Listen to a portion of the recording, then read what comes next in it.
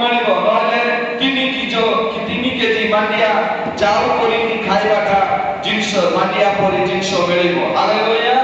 ତାପରେ ଆମେ ଚତୁର୍ଥରେ ଦେଖୁଛୁ, ଯେତେବେଳେ ଚତୁର୍ଥ ମୋହର ଖୋଲିବେ ପ୍ରଭୁ, ସେ ମୃତ୍ୟୁକୁ ନେଇକି ଆସିବ। କାହାକୁ ନେଇକି ଆସିବ? ମୃତ୍ୟୁକୁ ନେଇକି ଆସିବ। କୋଉ ମୃତ୍ୟୁକୁ ନେଇକି ଆସିବ? ଖଡ୍ଗ ମୃତ୍ୟୁ ନେଇକି ଆସିବ। ତାପରେ ଅକାଳ ମୃତ୍ୟୁ ନେଇକି ଆସିବ। ମାରିର ମୃତ୍ୟୁ ନେଇକି ଆସିବ। ମାରି ଗଲେ ମହାମାରୀ କରୁଣା ଭଳିଆ ମାରିକୁ ନେଇକି ଆସିବ। ତାପରେ ଜଙ୍ଗଲର ଜନ୍ତୁ ମାନଙ୍କ ପ୍ରଭୁ ଆଦେଶ ଦେବେ, ଆଉ ମନୁଷ୍ୟ ମାନଙ୍କ ପଛରେ ଗୁଡେଇ ଗୁଡେଇ ତାକୁ ସେମାନେ ମାରିବେ। 4 ପ୍ରକାର ମାରି ଅର୍ଥାତ୍ 4 ପ୍ରକାର ମୃତ୍ୟୁକୁ ସେ ନେଇକି ଆସିବ। କେତେ ନମ୍ବର ମୁହଁ ଖୋଲିଲେ? 4 ନମ୍ବର ମୁହଁ ଖୋଲିଲେ।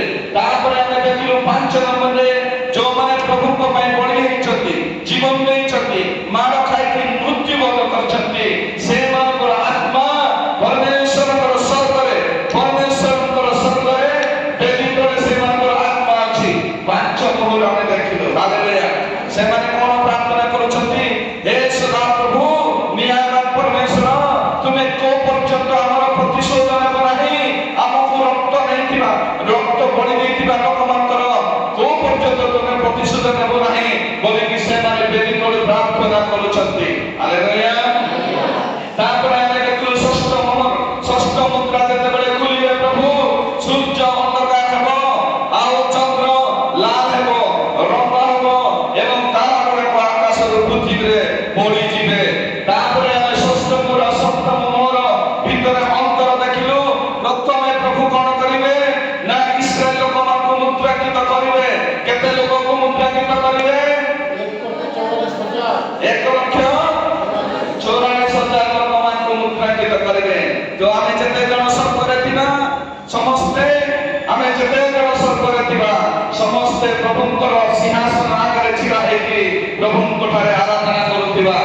ଏ ବିଷୟ ଯୋଉ 6 ନମ୍ବର ମୁଦ୍ରା 7 ନମ୍ବର ମୁଦ୍ରା ଭିତରେ ଯୋଉ ଅନ୍ତର ଅଛି, 2ଟା ହେବ। ଗୋଟେ ହେଲା ଇସ୍ରାଏଲ ଲୋକମାନଙ୍କୁ ମୁଦ୍ରାକିତ କରିବେ, ଆଉ ଗୋଟେ ହେଲା ତାଙ୍କର ଲୋକମାନେ ଯୋଉମାନେ ସ୍ୱର୍ଗ ଯାଇଥିବେ, ସେମାନେ ସିଂହାସନରେ ଆଗରେ ଛିଡ଼ା ହୋଇକି ପ୍ରଭୁଙ୍କର ଆରାଧନା କରିବେ। Hallelujah, hallelujah. ଏତିକି। ତାପରେ ଆମେ ଦେଖିଲୁ 7ଠ ମୁଦ୍ରାରେ, ଯେ 7ଠ ମୁଦ୍ରା ଯେତେବେଳେ ସ୍ୱର୍ଗଦୂତ ତୁରୀ ଫୁଙ୍କିବା ପାଇଁ ରେଡି ହେଉଛନ୍ତି, ସେଇଟା ଆମେ ଦେଖିଲୁ ସେଠି 2 ପ୍ରକାର ହେବ। ଯେ ଆସନ୍ତା ଦିନ ମାନଙ୍କରେ ଏଠି ଆମେ ଦେଖିଲୁ ଏ ମୁଦ୍ରା ଯେତେବେଳେ ଫୁଙ୍କିବେ, ସ୍ୱର୍ଗରେ କଣ ହେଲା? ସ୍ୱର୍ଗରେ କଣ ହେଲା? ଅଧଘଣ୍ଟା ସନ୍ନାଟା ହେଲା, ଅର୍ଥାତ୍ ନିରବ ହେଲା। କାହିଁକି ନା ପୃଥିବୀର 1/3 ଲୋକମାନେ ମରିବା ପାଇଁ ଯାଉଛନ୍ତି। କେମିତି? ପ୍ରଥମ ତୁରୀ ବାଜିଲେ, ପ୍ରଥମ ଯଦି ତୁରୀ ବାଜିବ ତ କଣ ହେବ? ନିଆଁ ଜଳିଯିବ। ପୃଥିବୀରେ 1/3 ଅର୍ଥାତ୍ 3 ଭାଗର 1 ଭାଗ ନିଆଁ ଜଳିବ। କେମିତି? ନା ରକ୍ତ ସହିତ ବଡ଼ ବଡ଼ ପଥର ପଡ଼ିବ ଏବଂ ନିଆଁ ଲାଗିଯିବ, ଆଉ ଅନେକ ଲୋକମାନେ ସେଇଠି ମରିଯିବେ। ତାପରେ ଆମେ ଦେଖିଲୁ ଦ୍ୱିତୀୟ ତୁରୀ ଯେତେବେଳେ ଫୁଙ୍କା ହେବ, ସେତେବେଳେ ସମୁଦ୍ରରେ ଗୋଟେ ବଡ଼ ପାହାଡ଼, ନିଆଁ ଲାଗିଥିବା ପାହାଡ଼ ସମୁଦ୍ରରେ ପଡ଼ିବ, ଆଉ ସମୁଦ୍ର ରକ୍ତ ହେବ। ଆଉ ସମୁଦ୍ର ରକ୍ତ ହେଲା ପରେ ସମୁଦ୍ରର ଜୀବଜନ୍ତୁ ତଥା ମାଛ ଯାହା ବି ଥିବ ସବୁ ମରିଯିବ। ସେ ସ୍ଥାନରେ ଡଙ୍ଗା ଥିବ ନଷ୍ଟ ହେବ। ଆମେ ଦେଖିଲୁ ଏବେ ପ୍ରଥମ ତୁରୀ ଏବଂ ଦ୍ୱିତୀୟ ତୁରୀ ଆମମାନେ ସରିଯାଇଛି, ଆମେ ପଡ଼ିଛୁ। ହାଲେଲୁୟା। ପ୍ରଥମ ମୋହରେ 3/3 ଅର୍ଥାତ୍ 3 ଭାଗର 1 ଭାଗ ଜଙ୍ଗଲ ଜଳିଯିବ, କିଛି ରହିବ ନାହିଁ। ତାପରେ ଆମେ ଦେଖିଲୁ 2 ନମ୍ବର ତୁରୀରେ ଯେ ଗୋଟେ ବଡ଼ ପାହାଡ଼, ନିଆଁରେ ଲାଗିଥିବା ପାହାଡ଼ ସମୁଦ୍ରରେ ପଡ଼ିବ ଏବଂ ସମୁଦ୍ର 3 ଭାଗରୁ ଭାଗେ କଣ ହେବ? ରକ୍ତ ହେବ, ରକ୍ତରେ ପରିଣତ ହେବ। ଆଉ ସେ ସ୍ଥାନରେ ମାଛ ସବୁ ମରିଯିବେ, ଡଙ୍ଗା ସବୁ ନଷ୍ଟ ହେବ। ସେତିକି ଆମେ ଦେଖିଛୁ। 2 ନମ୍ବର ତୁରୀ ପର୍ଯ୍ୟନ୍ତ ଆମେ ଯାଇଛୁ। ତମେ ଜାଣିଛ କି ପୃଥିବୀ ଆମ ସ୍ଥଳଭାଗ ଠାରୁ ଜଳଭାଗ ବେଶୀ ଅଛି। ଆମର ପୃଥିବୀ ଗୋଟେ ଭାଗ ହେଲେ, ଗୋଟେ ଭାଗ ହେଲେ 3 ଭାଗ ଜଳ, ଅର୍ଥାତ୍ ପୃଥିବୀ ଆମ ସ୍ଥଳ ଭାଗ, ଏ ମାଟି ଭାଗ ଗୋଟେ ଭାଗ ହେଲେ ଜଳ ଭାଗ 3 ଭାଗ, ଅର୍ଥାତ୍ ଜଳ ଭାଗ ବେଶୀ ଅଛି। ସେଇ ଜଳ ଭାଗରୁ ଗୋଟେ ଭାଗ ପରମେଶ୍ୱର ରକ୍ତ କରିବେ ଆଉ ସେଇ ରକ୍ତ ହେଲେ ମାଛ ସବୁ ମରିଯିବେ। ଏତିକି ଆମେ ଶିଖିଛୁ। ହାଲେଲୁୟା। ଏବେ ଆମେ ଶିଖିବା ଯେ ଯେତେବେଳେ 3 ନମ୍ବର ତୁରୀ ଫୁଙ୍କାଯିବ, ଯେତେବେଳେ 3 ନମ୍ବର ତୁରୀ ଫୁଙ୍କାଯିବ, ପ୍ରଭୁ ଯୀଶୁ ଖ୍ରୀଷ୍ଟ ପିଇବା ପାଣିରେ ହାତ ଦେଉଛନ୍ତି। Hallelujah hallelujah. ଆମେ ବାହାର କରିବା 3 ନମ୍ବର ମୋହର, 3 ନମ୍ବର ତୁରୀ, ମୋହର ନାହିଁ, 3 ନମ୍ବର ତୁରୀ ଯେତେବେଳେ ସ୍ୱର୍ଗଦୂତ ଫୁଙ୍କିବେ ସେତେବେଳେ ପ୍ରଭୁ ପିଇବା ପାଣିରେ ହାତ ଦେଉଛନ୍ତି। ଆମେ ଯଦି ପଢିବା 8ର 10 ଏବଂ 11, କିଏ ଯଦି ପଢିବେ ପ୍ରକାଶିତ ବାକ୍ୟ 8, 10, 11। ତୃତୀୟ ଦୂତ ତୁରୀ ଧ୍ୱନି କରନ୍ତେ 3 ନମ୍ବର ଦୂତ, 3 ନମ୍ବର ଦୂତ ଯେତେବେଳେ ତୁରୀ ଫୁଙ୍କିବେ ଅଗ୍ନିଶିଖା ପରି ପ୍ରଜ୍ୱଳିତ ଗୋଟିଏ ବୃହତ ନକ୍ଷତ୍ର ଅଗ୍ନି ପରି ଜଳୁଥିବା ଗୋଟେ ବୃହତ ନକ୍ଷତ୍ର ଆକାଶରୁ ସ୍ଫଳିତ ହୋଇ ଆକାଶରୁ ପତିତ ହେବ। ନଦୀ ସମୂହର ତୃତୀୟାଂଶ ନଦୀ ସମୂହର ତୃତୀୟାଂଶ ନିର୍ଝର ଗୁଡ଼ିକ ଉପରେ ପତିତ ହେଲା। ସ୍ରୋତ ଗୁଡ଼ିକ ଉପରେ ପତିତ ହେବ। ସେଇ ନକ୍ଷତ୍ରର ନାମ ନାଗଦମନା। ସେଇ ନକ୍ଷତ୍ରର ନାମ କଣ? ନାଗଦମନା। କଣ ଏ ତାରାର ନାମ? ଏ ତାରାର ନାମ ନାଗଦମନା। କଣ ମାନେ? ନାଗଦମନା। ସେଥିରେ ଜଳର ତୃତୀୟାଂଶ ପୃଥିବୀରେ ଯେତିକି ନଦୀ ଅଛି, ପ୍ରତ୍ୟେକ ନଦୀର ସ୍ରୋତ ଅଛି। ସେଇ ନଦୀର ସ୍ରୋତରେ ଲୋକମାନଙ୍କ ଅର୍ଥାତ୍ ଲୋକମାନଙ୍କର ପିଇବା ପାଣିରେ ପ୍ରଭୁ ହାତ ଦେଲେ। এই ଜଗତରେ ଯେତିକି ନଦୀ ଅଛି, ସ୍ରୋତ ଗୁଡାକ ବାହାରୁଛି। ସେଇ ନଦୀ ମାନଙ୍କ ମଧ୍ୟରେ 3 ଭାଗରୁ ଭାଗେ ନଦୀ ସ୍ରୋତ ମାନଙ୍କୁ ପ୍ରଭୁ ଆକାଶରୁ ନାଗଦମନା ତାରା ପକେଇବେ ଆଉ ସ୍ରୋତର କବ୍ଜା ସ୍ରୋତରେ ପକେଇବେ ଆଉ ସେ ସ୍ରୋତରେ ପକେଇଲେ ସେ ପାଣି କଣ ହେବ? ଗାଢବା ହେବ, ପିତା ହେବ। କାହିଁକି ପିତା ହେବ? ନା ନାଗଦମନା ତାରା ରେ ସେ ପିତା ଅଂଶଟା ଅଛି ଆଉ ସେ ପିତା ହେବ। ଲୋକମାନେ ମଲେ ପିଇଲେ ସମସ୍ତ ଲୋକମାନେ ଯେତେ ଜଣ ପିଇବେ ସେମାନେ ମରିଯିବେ। ହାଲେଲୁୟା। ପଢନ୍ତୁ ତଳେ। ଆଉ ଅନେକ ଲୋକ ସେଇ ଜଳ ହେତୁ ମଲେ, କାରଣ ତାହା ତିକ୍ତ କରାଯାଇଥିଲା। କାରଣ ତାହା ତିକ୍ତ କରାଯାଇଥିଲା। ଅର୍ଥାତ୍ ନାଗଦମନା ତାରା ଯେତେବେଳେ ପଡିବ ଝରଣାରେ ଯୋଉଟେ ପାଣି ବାହାରୁଛି, ସେ ପାଣିରେ ପଡିଲେ ସମସ୍ତେ ସେ ପାଣି ଯେତେ ଜଣ ପିଇବେ ସମସ୍ତେ ମରିଯିବେ। ସମସ୍ତେ ଛୋଟ ପିଲାମାନେ ମଧ୍ୟ ମରିଯିବେ। ତେଣୁ ସମସ୍ତେ ଯୋଉମାନେ ପାଣି ପିଇବେ ସେ ସମସ୍ତେ ମରିଯିବେ। ଅର୍ଥାତ୍ ପ୍ରଭୁ ସେ ପାଣି ଉପରେ ମଧ୍ୟ ମନୁଷ୍ୟମାନଙ୍କୁ ଶାସ୍ତି ଦେବେ ଆଉ ଯେତେ ଜଣ ପିଇବେ ସେ ପାଣି ସମସ୍ତେ ମରିଯିବେ। କାହିଁକି? ନା ସେଠି ପିତା ଅଂଶ ଅଧିକ ମାତ୍ରାରେ ଅଛି ଆଉ ସେ ପିତା ସେ ମଣିଷ ପାଇଁ ବିଷ ହେବ ଆଉ ସମସ୍ତେ ଯୋଉମାନେ ପିଇବେ ଛୋଟରୁ ବଡ଼ ପର୍ଯ୍ୟନ୍ତ ସବୁ ମରିଯିବେ। ତା ପୂର୍ବରୁ ପ୍ରଭୁ ଆମମାନଙ୍କୁ ସ୍ୱର୍ଗକୁ ନେବେ ଆଉ ଜୀବନର ଜଳ ପିଇବେ। Hallelujah hallelujah. ଆମେ ଯଦି ଜଣ ପ୍ରଭୁଙ୍କଠାରେ ବିଶ୍ୱାସ କରିଛୁ, ଆଜି ଖ୍ରୀଷ୍ଟଙ୍କ ପାଇଁ ସହୁଛୁ, ନିନ୍ଦା ଅପମାନ ତାଡ଼ନା ସହିଛୁ, ପ୍ରଭୁ ତା ପୂର୍ବରୁ ଆସିକି ଆମକୁ ସ୍ୱର୍ଗକୁ ନେବେ ଆଉ ଜୀବନର ନଦୀର ଜଳ ପିଇବେ ଆଉ ଜୀବନ ବୃକ୍ଷର ଫଳ ଆମେ ଖାଇବା। Hallelujah hallelujah. ଦେଖୁଛୁ ଆମେ ଯେ ଯେତେବେଳେ ତାରା ପଡିବ ନାଗଦମନା ତାରା, ସେତେବେଳେ ସମସ୍ତେ ଲୋକ ଯେଉଁମାନେ ପାଣି ପିଇବେ। ପୃଥିବୀର ଯେତିକି ନଦୀ ଅଛି 3 ଭାଗରୁ ଭାଗେ ନଦୀ ତିକ୍ତ ହେବ ଆଉ ଯେତେ ଜଣ ସେ ଜଳ ପିଇବେ ସମସ୍ତେ ମରିଯିବେ। ହାଲେଲୁୟା।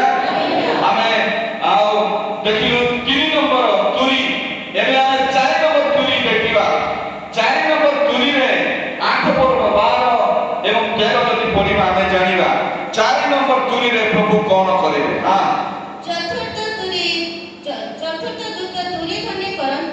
ଚତୁର୍ଥ ଦୂତ ତୁରୀ ଧ୍ୱନି କରନ୍ତେ ସୂର୍ଯ୍ୟ ଚନ୍ଦ୍ର ନକ୍ଷତ୍ର ସମୂହର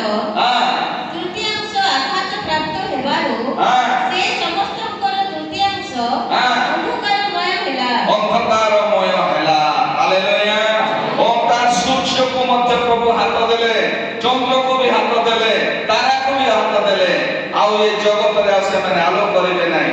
ସେମାନେ ତିନି ଭାଗରୁ ଭାଗେ ଅନ୍ଧାର ହେଇଗଲେ। ସୂର୍ଯ୍ୟ ବି ଅନ୍ଧାର ହେଲା, ଚନ୍ଦ୍ର ବି ଅନ୍ଧାର ହେଲା, ତାରାମାନେ ବି ଅନ୍ଧାର ହେଲେ। ତିନି ଭାଗରୁ ଭାଗେ।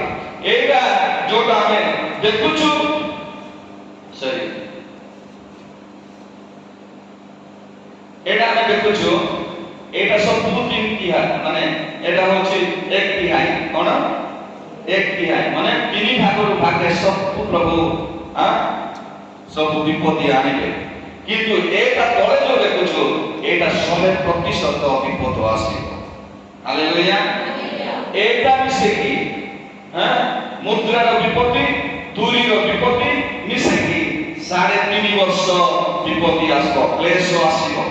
ଏଇଟାକୁ କ୍ଲେଶର ସମୟ ବୋଲି କହିବେ, ଖ୍ରୀଷ୍ଟଙ୍କର କ୍ରୋଧର ସମୟ ବୋଲି କହିବେ। କିନ୍ତୁ ଏଇଟା ମହା କ୍ଲେଶର ସମୟ। କୋଉଟା ନା ପାତ୍ରର ବିପତ୍ତି, ମହା କ୍ଲେଶର ସମୟ। ତେଣୁ ଆମେ ଦେଖିଲୁ ଯେ ସୂର୍ଯ୍ୟ ମଧ୍ୟ କଳା ହେବ, ଚନ୍ଦ୍ର ମଧ୍ୟ କଳା ହେବ, ଆଉ ତାରାଗଣ ମଧ୍ୟ କଳା ହେବେ। କେତେ? 3 ଭାଗରୁ ଭାଗେ କଳା ହେବେ ଆଉ ଅନ୍ଧାର ହେବ। ହାଲେଲୁୟା। ପ୍ରେଜ୍ ଦ ଲର୍ଡ।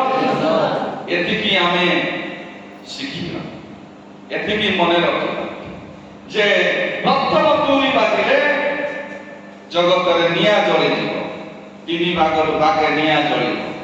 ଦ୍ୱିତୀୟ ତୁରୀ ଫୁଙ୍କିଲେ ସମୁଦ୍ରରେ 3 ଭାଗରୁ ଭାଗେ ରକ୍ତରେ ପରିଣତ ହେବ, ମାଛ ସବୁ ମରିଯିବେ।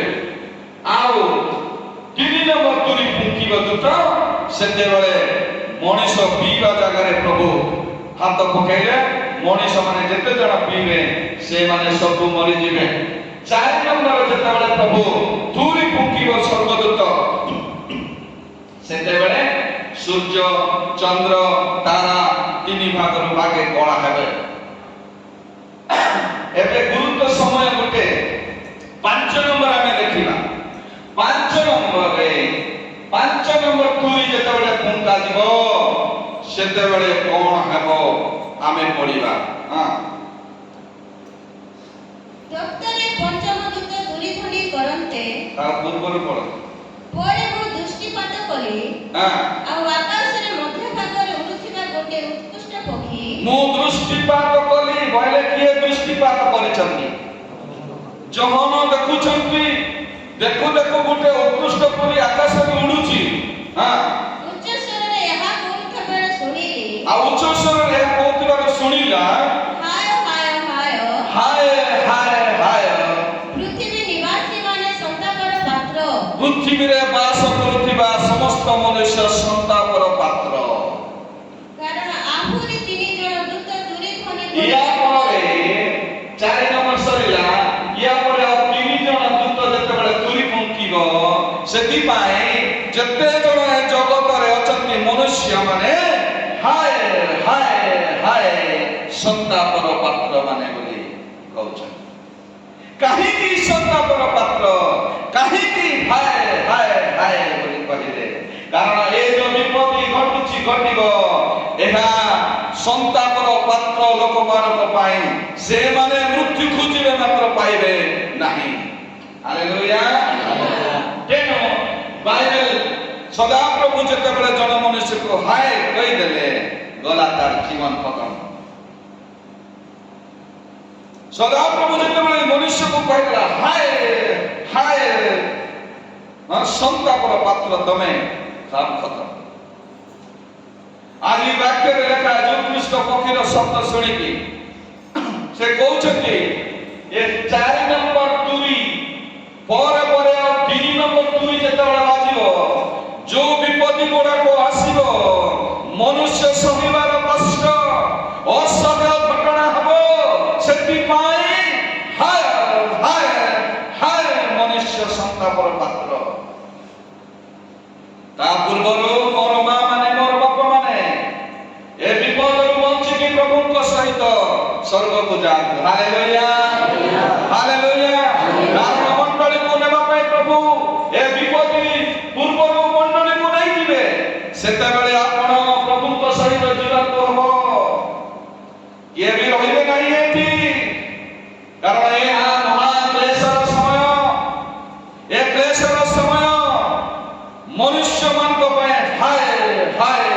ସନ୍ତାପର ପାତ୍ର ମାନେ ଯୋଉମାନେ ଏ ଜଗତରେ ରହିଥିବେ ପ୍ରଭୁ ସହିତ ଯଦି ସେମାନେ ମେଘମାଳରେ ଯିବେ ନାହିଁ ସ୍ୱର୍ଗକୁ ସେମାନଙ୍କ ପାଇଁ ହାୟ ହାୟ ସନ୍ତାର ପାତ୍ର ମାନେ ସେମାନେ। ହାଲେଲୁୟା। ତଳକୁ ପଢିବା। ତତ୍ପରେ ପଞ୍ଚମ ଦୂତ ତୁରିଧ୍ୱନି କରନ୍ତି। ତତ୍ପରେ ପଞ୍ଚମ ଦୂତ ତୁରିଧ୍ୱନି କରନ୍ତି। ମୁଁ ଆକାଶରୁ ଗୋଟେ ନକ୍ଷତ୍ର ପୃଥିବୀରେ ପତିତ ହେବା ଆକାଶରୁ ଗୋଟେ ନକ୍ଷତ୍ର ପୃଥିବୀରେ ପତିତ ହେବା ମୁଁ ଦେଖିଲି।